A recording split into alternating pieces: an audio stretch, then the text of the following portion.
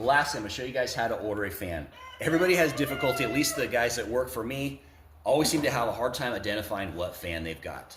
So first, I'm gonna show you the main thing is your diameter. This is by far the most important part. This is a 22-inch fan. There's no such thing as odd numbers. If you have a fan that is in between a 20 and say a 21, always downsize it. Because if you upsize it, it's going to rub, almost guaranteed. The next thing you're gonna have to deal with is what's called the direction. There's clockwise, and then there's counterclockwise. When you look at a fan to tell what direction it spins, think of it like this.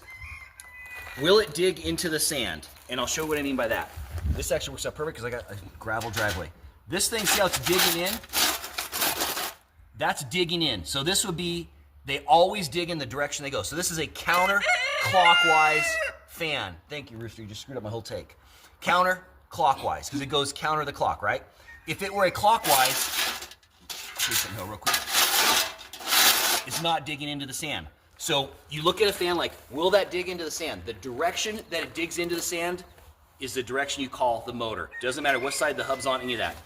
Now, I know with some motors, you can get them reversible, and that's fine. You can just go ahead and put the fan blade on the hub this way or this way and make it work, but the air always has to come out the top of the condenser.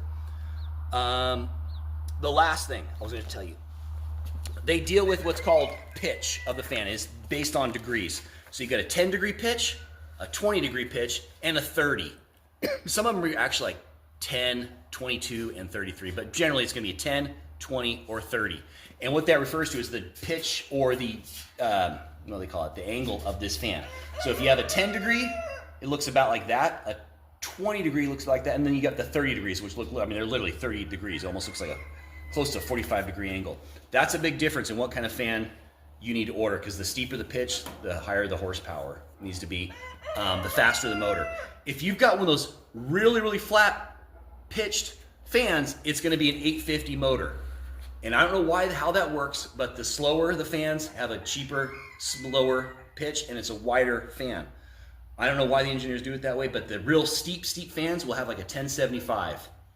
Take that for what it's worth. I hope that helps you guys next time you have to order a fan.